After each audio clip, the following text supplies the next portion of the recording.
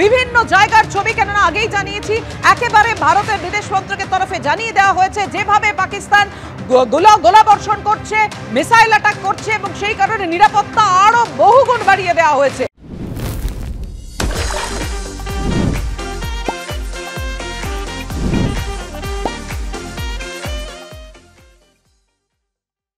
বিভিন্ন জায়গার ছবি, জম্মু, কাশ্মীর, পাঞ্জাব, গুজরাট, সেখান থেকে রয়েছেন আমাদের প্রতিনিধিরা।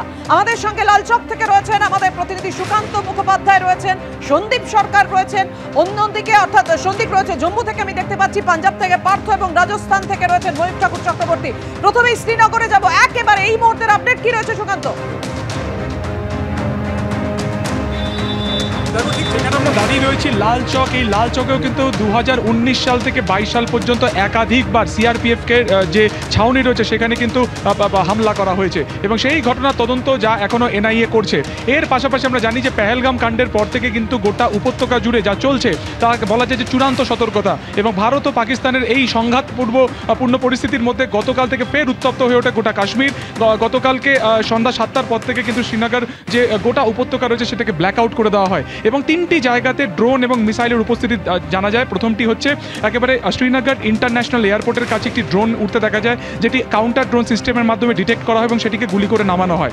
দ্বিতীয়ত হচ্ছে লাসজন গ্রাম, যা উত্তর শ্রীনগরের মধ্যে পড়ছে, একেবারে হাইলি পপুলেটেড এই গ্রাম যেখানে প্রায় 1,500 মানুষের বাস। আমরা জানতে পারলাম যে আজকে ভোরবেলাতে সেখানে গুলাম মাইদিন নামে একজন ব্যক্তির একেবারে বাড়ির উঠোনে এসে সেই মিসাইল পড়ে, সেটিকে তার আগেই মানে একেবারে মিসাইল ল্যান্ড করার আগেই কিন্তু সেটিকে গুলি করে নামানো হয়। তৃতীয়ত সবথেকে গুরুত্বপূর্ণ হচ্ছে আওয়ান্তিপুরাতে সিআরপিএফ এর ক্যাম্প, সেই আওয়ান্তিপুরা যার থেকে মাত্র কয়েক মিনিটের দূরত্বেই রয়েছে পুলওয়ামা।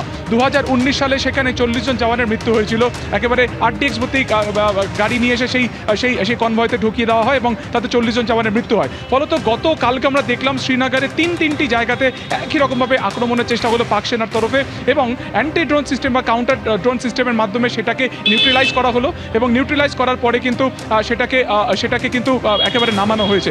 এবং লাসজন গ্রাম, সেই লাসজন গ্রাম সেখানে এই মুহূর্তে জম্মু কাশ্মীর পুলিশের তরফে সেখানে কিন্তু ইনভেস্টিগেশন করা হচ্ছে। ইতিমধ্যে যে মিসাইলের টুকরো সেখানে পাওয়া গেছে তার ছবিও সেনাবাহিনীকে পাঠানো হয়েছে। ফলত সব মিলিয়ে এই মুহূর্তে গোটা উপত্যকা জুড়ে কিন্তু এমার্জেন্সি একেবারে অবস্থা রয়েছে, চূড়ান্ত সতর্কতা করা হয়েছে। তার পাশাপাশি জানিয়ে রাখবো যে তোমার আজকে রাতেও কিন্তু একই রকমভাবে ব্ল্যাক আউটের নির্দেশ দেওয়া হয়েছে এবং যত সাধারণ মানুষ এখানে রয়েছেন সেই সাধারণ মানুষকে বলা হয়েছে যে খুব প্রয়োজন ছাড়া বিকেল নাগাদ তারা যেন না বেরায়। ফলত ইন্টারন্যাশনাল এয়ারপোর্টে আক্রমণের চেষ্টা, ইন্টারন্যাশনাল এয়ারপোর্ট যেটা রয়েছে শ্রীনগরে তা 15 তারিখ অবধি বন্ধ অবস্থাতে রয়েছে এবং সেই এয়ারপোর্টে কিন্তু আমরা দেখলাম যে আজকে যখন আমরা সেখানে গেলাম একের পর এক যে জ্বালানি ট্রাক রয়েছে সেই ট্রাককে কিন্তু নিরাপদে বার করা হচ্ছে, কারণ যদি পরবর্তীকালে ফের সেখানে হামলা হয় তাহলে এই ট্রাক বা এই যে জ্বালানির যে ভান্ডার সেখানে রয়েছে তার জেরে কিন্তু গোটা এয়ারপোর্ট উড়ে যেতে পারে। ফলত সতর্কতামূলক হিসেবে কিন্তু সেই যে ট্রাকগুলো রয়েছে সেগুলোকে বাইরে বা অন্যদিকে পাঠানো হয়েছে। এবং আজকে আরও একবার জানিয়ে রাখি যে চূড়ান্ত সতর্কতা, কোনো গুরুত্বপূর্ণ কাজ ছাড়া কাউকে বিকেলের পরে কিন্তু বাড়ির বাইরে বেরোতে মানা করা হয়েছে একেবারে নিরাপত্তাগত কারণের দিক থেকে। এডি রোজারিও, তাকে আমি আরেকবার দেখানোর চেষ্টা করবো, পিছনে ঠিক সিআরপিএফ এর ক্যাম্প রয়েছে লালচকে, যেখানে 24 আওয়ার্স তারা কিন্তু মোতায়েন হয়েছে এবং এই সতর্কতাজনিত কারণে কিন্তু তাদের উপস্থিতি আরও বাড়ানো হয়েছে। সেই লালচক 2019 থেকে 22 পর্যন্ত একাধিকবার সিআরপিএফকে লক্ষ্য করে কখনো বোমা ছোড়া হয়েছে, কখনো এখানে গাড়িতে বোমা প্লান্ট করা হয়েছে। ফলত সব মিলিয়ে এই মুহূর্তে চূড়ান্ত সতর্কতা, যেটা তোমাকে বললাম 3টি জায়গাতে কালকে ড্রোন এবং মিসাইল দেখা গেছিল, যদিও তার জেরে কিন্তু কোনো ক্ষয়ক্ষতি হয়নি। একটি ইন্টারন্যাশনাল এয়ারপোর্ট, একটি সেনা ছাউনি এবং অবশ্যই একটি গ্রাম, অর্থাৎ তাদের যে মূল লক্ষ্য সেটা কিন্তু একেবারে ভারতীয় সেনা ছাউনিকে একেবারে নষ্ট করা এবং গ্রামবাসীদের যারা রয়েছে ভারতীয় সেনা ছাউনি এবং সেই সঙ্গে সঙ্গে জনবসতি, সাধারণ মানুষ টার্গেট হচ্ছে পাকিস্তানের, আর সেটাই তারা করছে।